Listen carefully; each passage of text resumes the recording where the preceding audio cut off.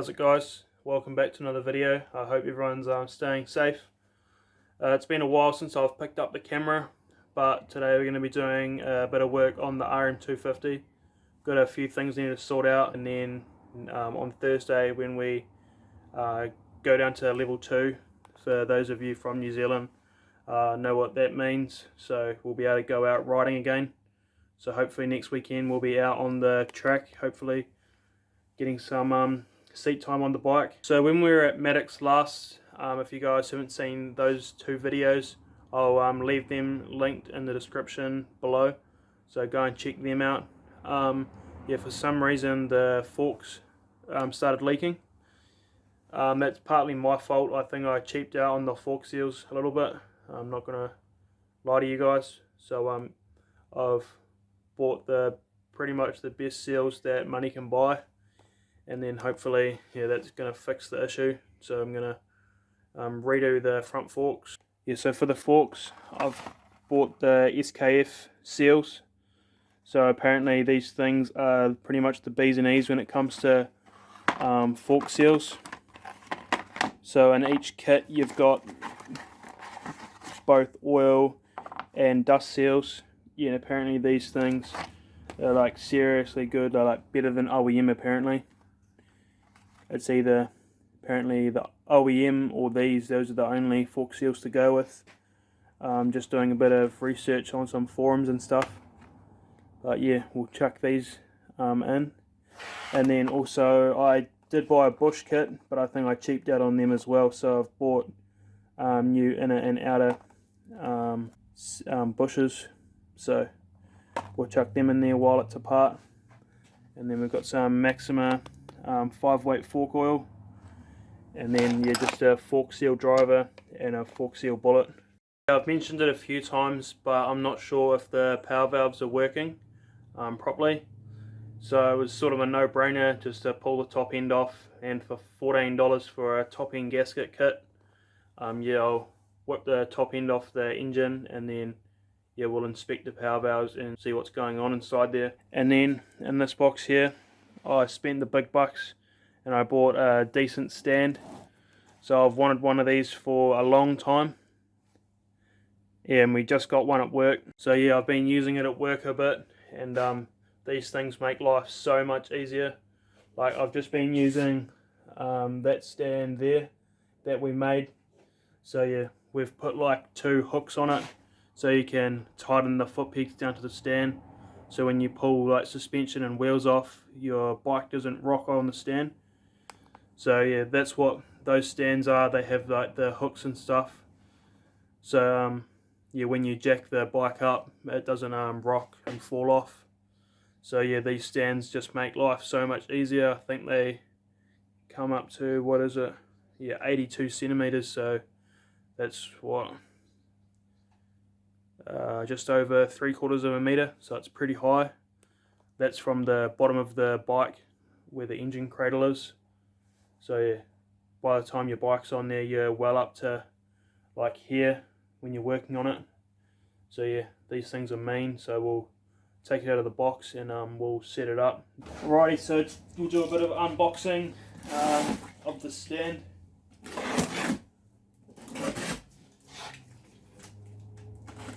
So yeah, for what I paid for this stand, it was sort of a no-brainer. Yeah, I've always wanted one, so to finally pick one up, it's going to be a huge help on working on bikes and stuff.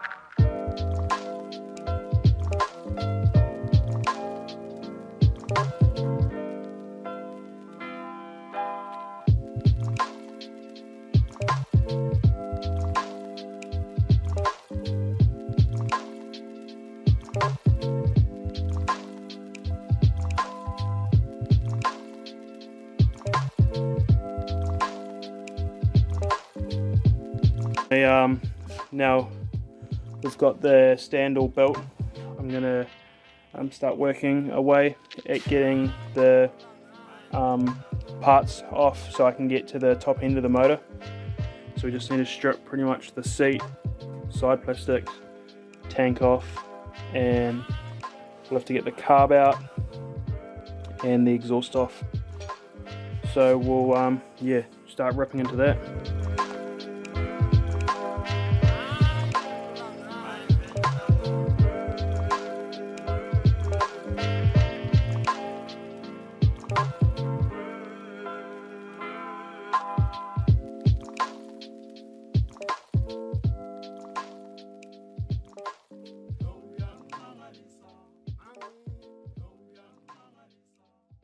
Alrighty, I didn't film it, but I've got the radiators, the exhaust off, the tank, seat, and pulled the carb out.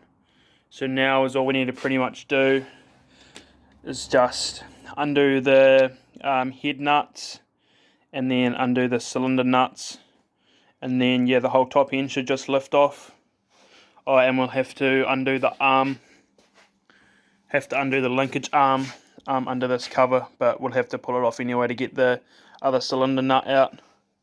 So yeah, and just the top engine mounts, and then yeah, the top end should just lift off. Alrighty, I just got all the head nuts undone. So now this is my first time pulling the head off since I've rebuilt the motor. Oh, clutch cable's getting in the way. There we go.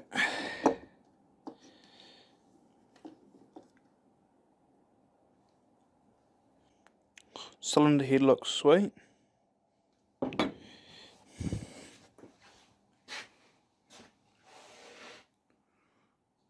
Looks like the O-ring's been squashed a bit. You can see just there, turn the flash on.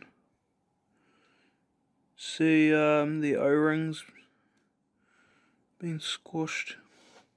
Interesting.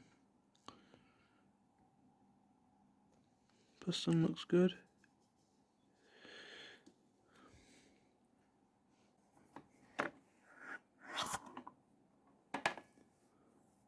Oh dear.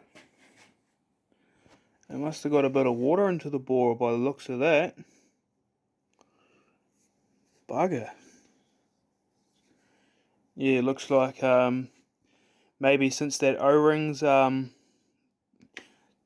started to go bad, coolant seeped into the cylinder, and since I haven't ridden it in ages, yeah, coolant's seeped into the cylinder, and it's just started to rust the wall of the bore, being a steel bore, steel sleeve. What does the other side look like?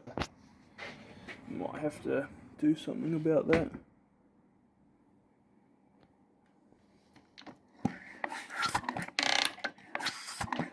I mean, the engine still felt like it had decent compression, but when we pull the cylinder off, it'll give us a better indication.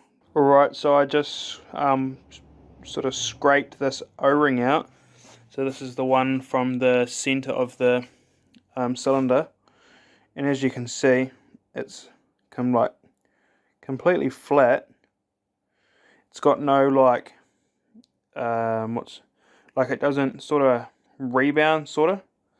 So obviously when I've put the sleeve in, the sleeve's still sitting a bit high, and the clearances between the cylinder head and the cylinder, or the sleeve where the O-ring sits, is too tight, and when the head clamps down on the O-ring, the O-ring's being over compressed, and it's just destroying the O-ring.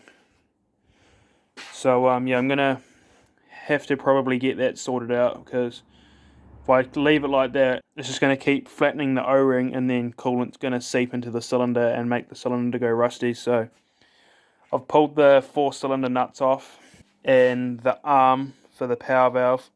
So in theory, the cylinder should just lift out now. So now, first look at the piston.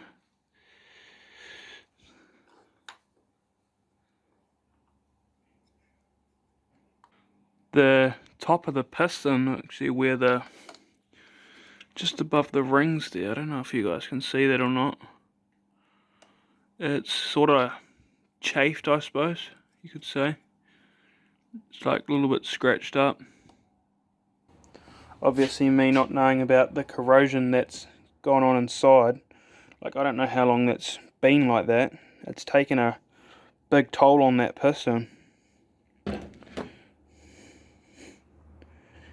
Yeah, check out that, guys. It's quite bad actually. It's very bad. It's unfortunate to see that, considering the bike's only done, if we come over to the hour meter, the bike's done 5.5 hours. So I think it would be extremely stupid to put this piston back in and or leave the cylinder like that.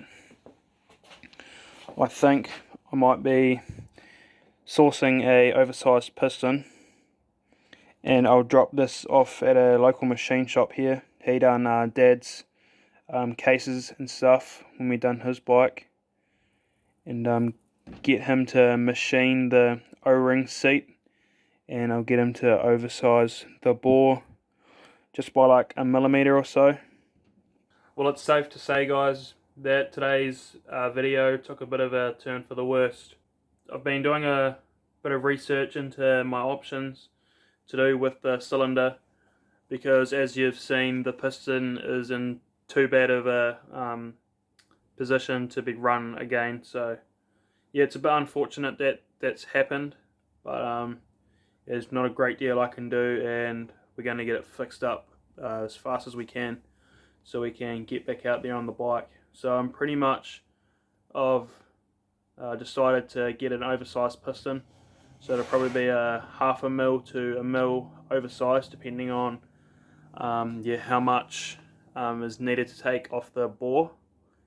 And then yeah, I'll get it the bore recut, and then we'll chuck a new piston in there.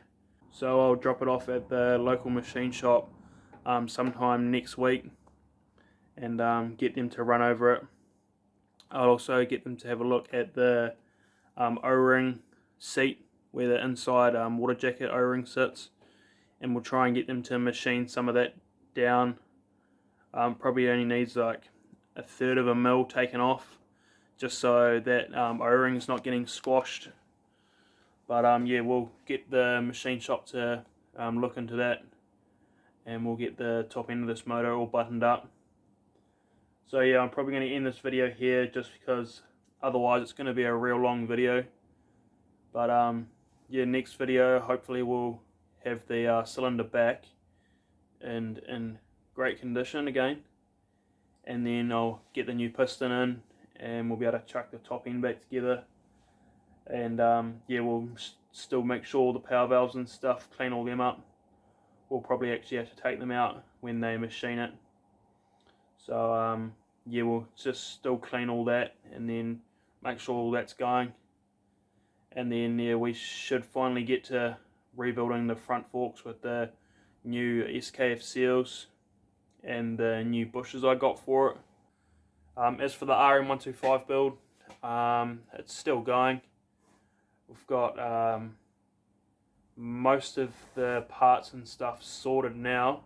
Should have a shipment coming in this week of all, or probably 80% of the other parts needed for it. We're just going to get the frame sandblasted and powder coated, and then maybe a few other little things. The engine stuff's getting vapor blasted at the moment.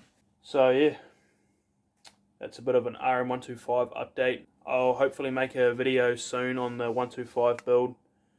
Yeah, it's just been a bit of a bit difficult to get some content out, because I started running out of video ideas.